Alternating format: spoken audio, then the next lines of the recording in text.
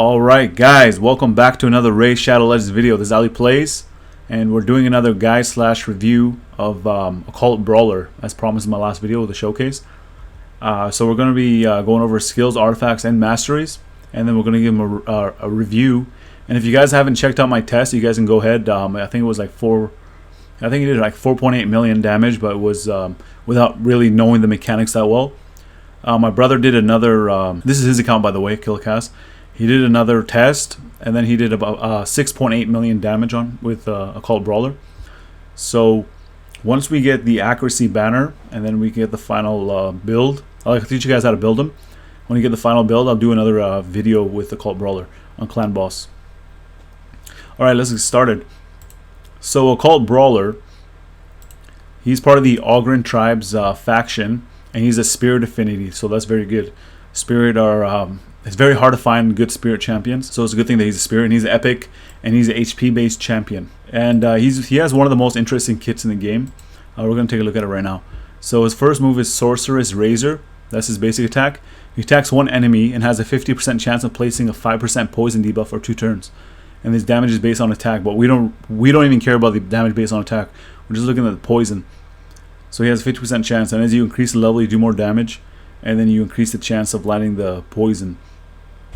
So I guess it's going to be 60% chance of landing the poison after that. So yeah, that's pretty good for Clan Boss. And his A2, so this is the interesting bit right here. His A2 is called Curse Eater. So this is the long one. So he attacks one enemy, and if he has 1 or more debuff, he ignores 30% of the enemy defense. If he has 2 or more debuffs, the enemies killed by this skill cannot be revived. So you can see that this is going to be good for the Ice Golem. You can kill the ads on the sides, and then the Ice Golem will not revive them. And he does a decent amount of damage with it as well.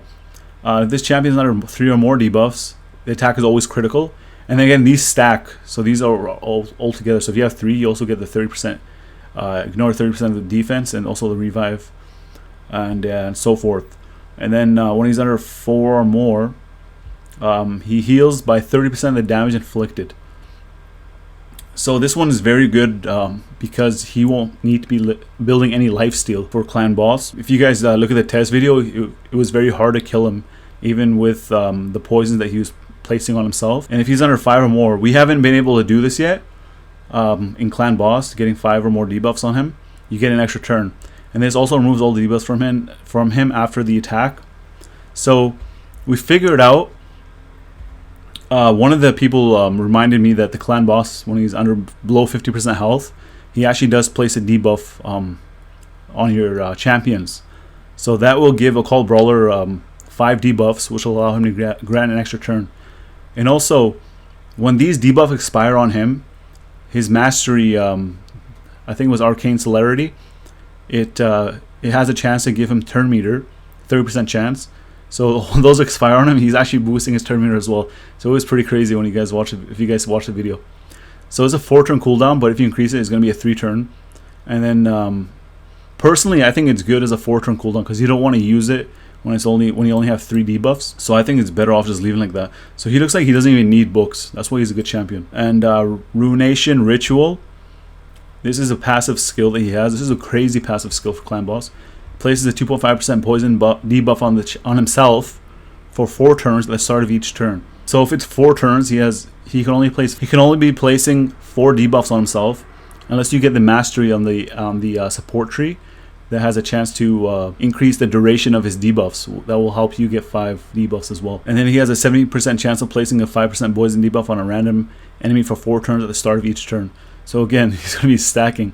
If you guys watch the video, this guy stacks poisons on the Clan Boss. It's crazy. So a champion that I think that would be good with him to synergize would be a Lenaril champion that I have, because her A3 everybody thought it was really useless. Combust, it automatically procs all the poisons that is on the Clan Boss. So that will be a great synergy with Occult Brawler, because you can only have 10 debuffs on the Clan Boss at a time. So that will be very crazy if we can do that. Well, we don't have a Lenaril on this account. We only have it on my account. So you can't test that out. In the future, if I can pull Occult, I will do that for you guys. So let's take a look at his artifacts. So Occult Brawler needs to be really, really fast. You want him to keep going so he can place as much poison as he can. and placing debuffs on himself, he's gonna be doing a lot of damage. I think he has potential to go up to like 8 million damage. So we went with the, depending on the, if you have an accuracy banner or not, your sets are gonna differ. So we went with 4 speed and 2 accuracy. If you have an accuracy banner, you can go with pure speed. You can go 6 speed. So substats we're looking for is speed. Obviously, speed is number 1 for this guy. You're gonna need speed. You're gonna need accuracy substats, and you're gonna need HP percentage. So that's all we're looking for: speed, accuracy, and HP percentage. The bonuses would be defense percentage for survivability, and yeah, that's about it. Yeah, so we have speed here on the weapon. We have defense here, HP here. We have 11 speed here. That's very good, and some defense. And then for the primary, my brother went with the defense 40%, but I think it'd be better if you went with the offense, because I don't think he has an sorry, not offense. It'd be better if you guys went with the HP percentage for the gloves, but he did this because he doesn't have HP percentage. That's why he's using this. And this one also has 4 speed and 7 accuracy. And then it's same for the chest plate. If you guys have the accuracy banner, you won't need to use a chest plate with accuracy, but I would advise doing that, because once you get to Nightmare, you're gonna need like 200 accuracy. Let's look at total stats. Do we have enough accuracy here? So we have 160 accuracy, and that's with the accuracies, 2 accuracy pieces and the accuracy chest. But it's a 4-star accuracy chest. So if he has a 6-star one, it'll be much better. So yeah, this is viable for brutal. So it's 160 accuracy. You need 150 for brutal. So that's okay for now. But once we get the banner, he has a banner, but he just needs to ascend Occult Brawler 6-star. Right now he's at 5-star. So he just needs to get the last ascension piece. And as always, you want to go for speed primary on the boots. He's got some accuracy here and HP. And that's it. And let's look at the accessories. So go for HP for the ring. If you have a defensive one that has good substats, go for that as well. It doesn't matter. The substats are what's important here. And then for the necklace, we got HP here. And he got some accuracy on there, so that's good. And then the banner, as I stated many times, accuracy banner, accuracy primary. I know accuracy primary is hard to get, but that's what you need for this character if you want to do a lot of damage on clan boss. So let's take a look at the total stats. So he has 34,783 HP, which could be higher if you have the gloves, the HP primary gloves. So that one is a work in progress so far. And the important stats, speed is 190. I would love to see this at 200. Crit rate doesn't matter. Crit damage doesn't really matter. Resistance is 80. That doesn't matter. Accuracy is 160. So again, if you want to run him on Nightmare, you're going to need 200 accuracy. If you want to run him on Brutal, you're going to need 150. I think it's like 50 per stage. That's how it works. Alright, so let's review Occult Brawler. So Clan Boss, people have a 4.9. This guy has a 5. 5 on Clan Boss. So campaign, whoa, why am I skipping? So Force Keep, we're going to give him a 5 as well, because of all the poison that he does. Campaign location, I'll give him a 1. Honestly, I feel like he's useless in campaign. Dragon's Lair is a DPS fight, so stacking a whole bunch of poison is DPS. So I'm going to give him a 4. He's very good. Minotaur's Labyrinth, he ignores defense, guaranteed crit. If he's guaranteed crit, he might be pretty good built with crit damage, but no, we're not going to do that. We're just focusing on Clan Boss. So for Minotaur's Labyrinth, I'll give him a 5. Arena Offense, I'll give him a 2 if you have a proper team, but Poison is not really viable that much in Arena. Ice Golem's Peak. So potentially Ice Golem's Peak, he's a 5 because of the fact that his A2 prevents revives. So he's going to be a 5 on that. Spider's Den, I think he's too high. He doesn't even have an AoE. Well, he does land a bunch of dots everywhere, but it's just random. So I'm just going to give him acceptable for Spider's Den. If you guys think otherwise, just let me know. Void Keep, I'll give him a 4. Magic Keep, 4. Spirit Keep, 4. Arena Defense, give him acceptable. And Fire Knight's Castle. So I told my brother, can you test the Occult Brawler out in Fire Knight's Castle because of all the poisons? And he wasn't doing a very good job. Occult Brawler wasn't doing a very good job, not my brother. Yeah, so yeah, he if that's the only character you have, then I would use him. But yeah, so he's gonna be a 2. Recommended artifacts. So these recommended artifacts are probably arena builds.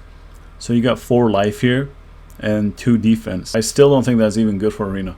So I'll just ignore these recommended artifacts. So we're gonna submit these ratings. So he is kind of weird, like rating him, because he's built for clan boss. So he would be rated really high, but like an all-around champion, he would be rated less because he's not good in arena. And Fire Knight's Castle, he's not that good. So he'd probably be like a 7 out of 10 just for all-around use, but for clan boss, he'd be 10 out of 10. Let's go ahead and look at the masteries, and I'll explain to you guys why. So we went through offense tree and support tree. We got the crit rate, the crit damage. We got this Heart of Glory, increased damage inflicted by 5% when attacking full HP. So we figured that that is better than with attacking 50% HP or less, because when we were using him, his HP was never below 50%. So you actually have a higher chance of attacking with full HP than you do with 50% or below, unless you're running Nightmare. So single out, we got increased damage inflicted to targets with less than 40% HP by 8%. So we're focusing on using Occult Brawler when the clan boss has less than 50% HP, so this is going to be good. You're going to be doing more damage. Bring it down, increases damage inflicted by 6% when attacking targets with higher max HP. So again, the clan boss has higher max HP. Methodical, increases damage inflicted by his champion's default skill by 2% each time it is used during battle. Stacks across each round in battle up to 10%. So yeah, he's going to be using his basic a lot, so just a little bit more damage. And then last one is War Master. So he has a single hit. All of his attacks are single hits. So War Master would be good for him. He has a 60% chance of inflicting bonus damage when attacking. Bonus damage equal to 10% of the target's champion's max HP, but for the clan boss is going to be 4% of his max HP. And the bonus damage can only occur once per skill and does not count as extra hit. So we think this move, War Master, is very good with his A2, because his A2 recovers his HP based on 30% of the damage that he's dealt. So that's basically lifesteal right there, because lifesteal says 30% of the damage that you do. But if you proc War Master, you're going to be 100% healed. So it's going to be crazy. And then we went for the accuracy route. So we got accuracy plus 10. Again, charge focus, increase accuracy by 20 when the champion has no skills on cooldown. Swarm Smiter, increase accuracy by 4 for each enemy alive. So that's just 4 accuracy for the clan boss. 4 accuracy is better than no accuracy, right? And then we have Arcane Celerity. So this move is very good for him. He has a 30% chance of increasing his turn rate by 10% when a debuff cast by this champion is removed or expires. So when he has 4 debuffs on him, and then let's say they expire all at one time with his A2, because he removes all his debuffs, right? So he has a 30% chance of increase his turn rate by 10%. So if you actually land that chance, you can increase your turn rate by 40%. That's crazy. Also on the clan boss when the debuffs come off as well. I didn't even know you can do that. I think that's crazy that you can do that. Yeah, where else are we? Lore of Steel. So we are using basic artifacts. We're using speed and accuracy.